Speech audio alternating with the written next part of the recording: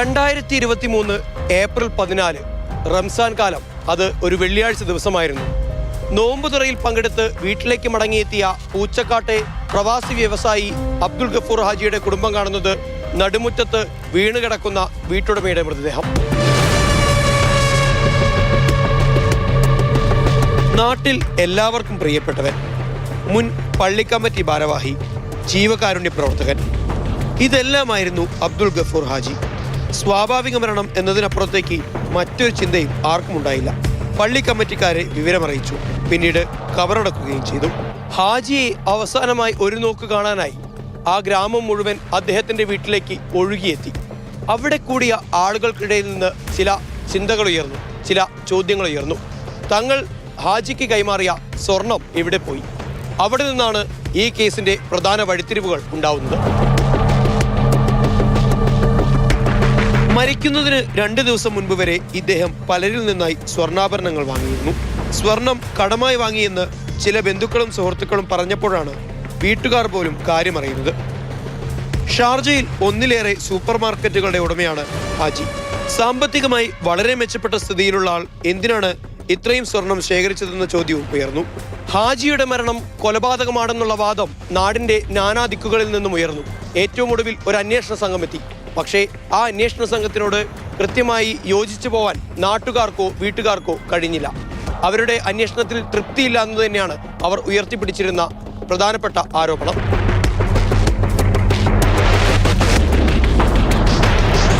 നാട്ടുകാരുടെ ഭാഗത്തു നിന്ന് പ്രതിഷേധങ്ങൾ തുടർന്നതോടെ അന്വേഷണം ദ്രുതഗതിയിലായി. ആദ്യം ലോക്കൽ പോലീസ് അന്വേഷിച്ച കേസിന്റെ ചുമതല പിന്നീട് ജില്ലാ ക്രൈം റെക്കോർഡ്സ് ബ്യൂറോയ്ക്കായി. ഇവിടെ ആദ്യം അന്വേഷിച്ചുകൊണ്ടുണ്ടായത് ബേക്കലം പോലീസ് സ്റ്റേഷനിൽ നിന്നും.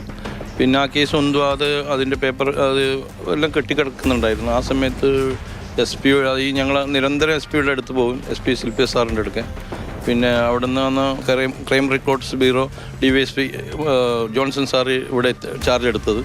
ആ സമയത്ത് SP ഞങ്ങളെ വിളിച്ചിട്ട് അന്വേഷിച്ച് ഇത് ഇങ്ങനെയുള്ള ഒരാളുണ്ട്, അവരെ കയ്യിൽ ഞാൻ അന്വേഷണം ഏൽപ്പിക്കുന്ന നിങ്ങൾക്കെന്തും അതിർപ്രതി ഉണ്ടോ എന്ന്. അപ്പോൾ ഞങ്ങൾ പറഞ്ഞില്ല, കാരണം നല്ലൊരു ഉദ്യോഗസ്ഥാണെങ്കിൽ അവർ തിരുവനന്തപുരം അവിടെ ഇവിടെ 1-2 കേസ് തെളിയിച്ച കാര്യമൊക്കെ പറയുമ്പോൾ അവർ കേൾപ്പിക്കാൻ ഞങ്ങളും സമ്മതം കൊടുത്തു. ആ സാറിൻ്റെ അന്വേഷണത്തിൻ്റെ മികവിലാണ് ഇവരെ അറസ്റ്റ് ചെയ്തത്.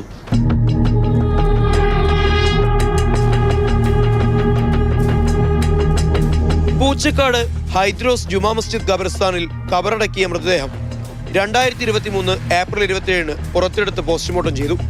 ആഭിചാര ക്രിയകളുടെ ഭാഗമായി സ്വർണം കുഴിച്ചിട്ടിരിക്കാമെന്ന നിഗമനത്തിന്റെ ഭാഗമായി ഗഫൂർ ഹാജിയുടെ വീട്ടുപറമ്പിൽ മെറ്റൽ ഡിറ്റക്ടർ ഉപയോഗിച്ച് പരിശോധന നടത്തി. സംശയമുള്ള പലയിടങ്ങളിലും പോലീസ് സ്വർണത്തിനായി കുഴിച്ചു നോക്കി. എന്നാൽ സ്വർണം എവിടെയും കണ്ടെത്താനായില്ല. ജിന്നുമ്മയെക്കുറിച്ച് ഗഫൂർ ഹാജിയുടെ കുടുംബം നൽകിയ പരാതിയിൽ നേരത്തെ സൂചനകളുള്ളതിനാൽ ഇവരെ കേന്ദ്രീകരിച്ചായിരുന്നു വിശദമായ അന്വേഷണം നടന്നത്. എന്നാൽ പോലീസ് ചോദ്യം ചെയ്യലിന്റെ പേരിൽ പീഡിപ്പിക്കുകയാണെന്ന് ആരോപിച്ച് പ്രതികൾ രംഗത്തെത്തി. അന്വേഷണം തടസ്സപ്പെടുത്താനായിരുന്നു ഇവരുടെ ശ്രമം. അങ്ങനെ പതിയെ പതിയെ കുറ്റകൃത്യത്തിന്റെ ചുരുളുകൾ അഴിഞ്ഞു തുടങ്ങി. മരണം രാവിലെ തന്നെ 5:30 മണി 6 മണിയാകുമ്പോൾ തന്നെ അവരോട് പ്രതികൾ ഇവിടെ എത്തിയിരുന്നു. അപ്പോൾ പിന്നെ എല്ലാ കർമ്മത്തിനും ഈ 1-ാം പ്രതി ഉപയോഗിച്ച് ഇവിടെ സജീവമായിരുന്നു. അതേപോലെ 5-ാം പ്രതി സൈഫുദ്ദീനും ഇവിടെ തന്നെ ഉണ്ടായിരുന്നു. മയത്ത് കുളിപ്പിക്കലിനും എല്ലാ കാര്യത്തിനും അവർ തന്നെ മുമ്പന്തിയിലുണ്ടായിരുന്നു. അപ്പോൾ വെള്ളിയാഴ്ച കൊണ്ട് പെട്ടെന്ന് എടുക്കാമെന്നുള്ള ഒരു തിടുക്കത്തിലാണ് അവർ ചെയ്തത്. പിന്നെ അത് കഴിഞ്ഞ് 2 ദിവസം വരെ അവരിവിടെ തന്നെ ഉണ്ടായിരുന്നു എല്ലാ കാര്യത്തിനും. 2 ദിവസം കഴിഞ്ഞ് സ്വർണത്തിൻ്റെ പ്രശ്നം വരുമ്പോൾ പിന്നെ അവർ ബാക്കോട്ട് വലിഞ്ഞു. പിന്നെ അവർ ഇങ്ങോട്ട് വന്നിട്ടില്ല. പിന്നെ അവർ കുറേ കാലം വരെ ഇങ്ങോട്ട് ഈ ഭാഗത്തേക്ക് വന്നിട്ടേ ഉണ്ടായിട്ടില്ല. മരണപ്പെട്ട 2 ദിവസം കുറച്ച് ഇതാകുമ്പോൾ ആൾക്കാർക്കിങ്ങനെ സ്വർണത്തിനെ കുറിച്ച് പറഞ്ഞിട്ട് വന്ന് പിന്നെ ഇവരോട് ചോദിക്കുന്ന ഇതായിട്ടാകുമ്പോൾ പിന്നെ ഇവർ മടങ്ങിയിട്ട് ഈ ഭാഗത്ത് വന്നില്ല.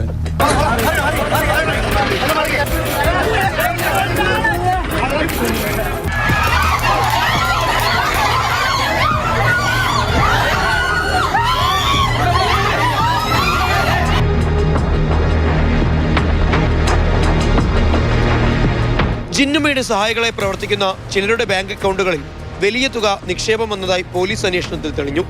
ഹാജിയിൽ നിന്നും മന്ത്രവാദിനിയായ യുവതി 10 ലക്ഷം രൂപയും സ്വർണ്ണാഭരണങ്ങളും നേരത്തെ കൈപ്പറ്റിയതിന്റെ രേഖകളും അന്വേഷണ സംഘത്തിന് ലഭിച്ചു. ഇതോടെ അന്വേഷണത്തിൽ വഴിത്തിരിവുണ്ടായി. തെളിവുകൾ ഓരോന്നായി വീണ്ടെടുക്കപ്പെട്ടതോടെ പ്രതികൾ വലയിലായി. നമ്മൾ അറസ്റ്റ് ചെയ്ത പ്രതികളെക്കുറിച്ച് ആളുകളൊക്കെ സംശയം പറഞ്ഞിരുന്നു. ഈ വീടുമായിട്ട് വളരെയധികം ബന്ധമുള്ള ആളുകളായിരുന്നു. മരണപ്പെട്ട ദിവസം ഇവരുടെ സാന്നിധ്യം ഈ പ്രദേശത്ത് തന്നെ ഉണ്ടായിരുന്നു. അവർ രാവിലെ തൊട്ട് ഈ പ്രദേശത്ത് തങ്ങുകയും മൂന്നാം പ്രതിയായിട്ട് പറയുന്ന സ്ത്രീയുടെ വീട് ഇതേ ടവർ ലൊക്കേഷനിൽ തന്നെയാണ്. അതുപോലെ തന്നെ പോലീസ് പിറ്റേ ദിവസം ചോദിക്കുകയോ അന്വേഷിക്കുകയോ ചെയ്തു കഴിഞ്ഞിട്ടുണ്ടെങ്കിൽ മറുപടി പറയുന്നതിന് വേണ്ടി ഇവർ മനഃപൂർവ്വം ചില തെളിവുകളൊക്കെ സൃഷ്ടിച്ചെടുത്തിട്ടുണ്ട്. അതെല്ലാം നമ്മൾ കണ്ടെത്തുകയും നമ്മളത് രേഖപ്പെടുത്തുകയും ചെയ്തിട്ടുണ്ട്. ജിന്നുമ്മ എന്ന് പറയുന്ന ഈ സ്ത്രീ ഈ കാസർഗോഡ് ജില്ലയിലെ അതുപോലെ മറ്റു സ്ഥലത്തെ ഒരുപാട് ആളുകളെ ഇതുപോലെ മന്ത്രവാദവും മറ്റു സേവകളും നടത്തി കുടുംബം തകർത്ത ഒരു വ്യക്തി എന്ന നിലയിൽ അവരുടെ അറസ്റ്റ് ഈ നാടിൻ്റെ ഏറ്റവും വലിയൊരു ചോദ്യചിഹ്നമായി മാറിയിരുന്നു. അത് വളരെ സന്തോഷിക്കുകയാണ് ഞങ്ങളോടൊപ്പം ഈ നാട്ടിലെ പേര് വെളിപ്പെടുത്താത്ത ഒരുപാട് ആളുകൾ.